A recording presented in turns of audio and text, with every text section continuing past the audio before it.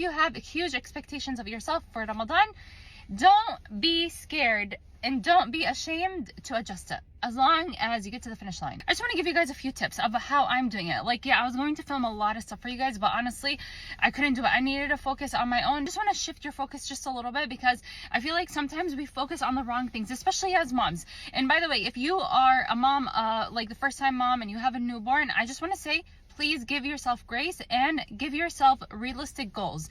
Don't go all crazy like I definitely did, because when you do have these crazy expectations, you will realize that you can't do it, and then sometimes you'll just quit altogether. So this is a very realistic preparing for Ramadan. My preparation for Ramadan is I'm doing 2 pages of Quran after every prayer. 2 pages. If you can't do 2 pages, do 1 page, okay? And if you can't do it after every single prayer, do every other prayer, you know? Just start somewhere, okay? It's gonna help you get ready. It's gonna help you get ready for Ramadan, which is the marathon, as Umar Sulaiman says.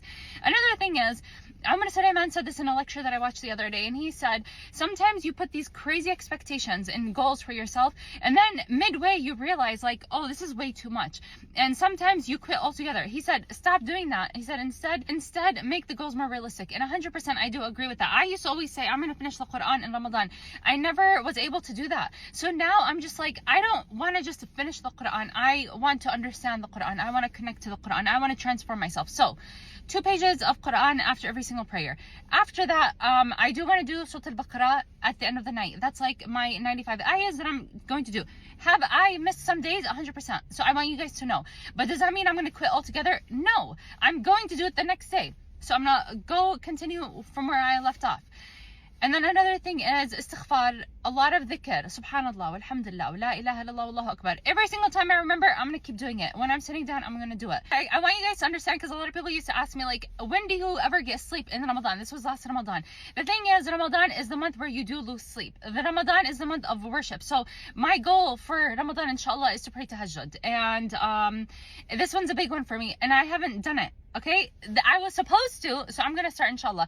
Another thing is make up any of the fasts that you have to make up. I have still 6 days out of 18 days. Okay, I have 6 days left to do, and inshallah, I'm going to finish it right before Ramadan comes. Another thing is, I really don't want to do in the Ramadan is make it all about recipes and all about food and all about, because that's not what Ramadan is about. And I think that we always forget this. So I'm going to make a menu.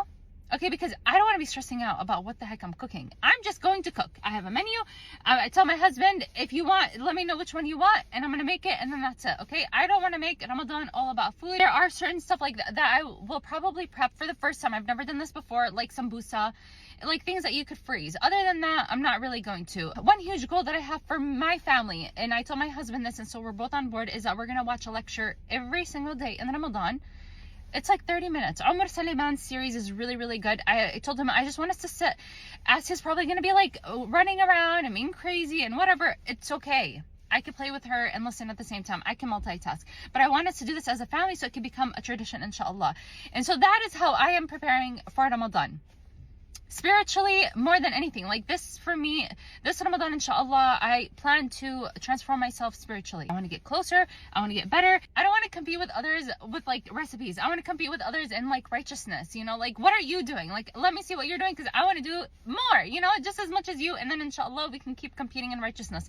That is the only time that a person should ever compete in righteousness. In summary, 2 pages of Quran after every single prayer. Inshallah, I'm going to attempt to do tahajjud, dhikr as much as possible, watch lectures, and then make up the fasts that I owe. And then the last one is probably just like prepare sambusa. I've already done the cleaning. I'm done with the cleaning.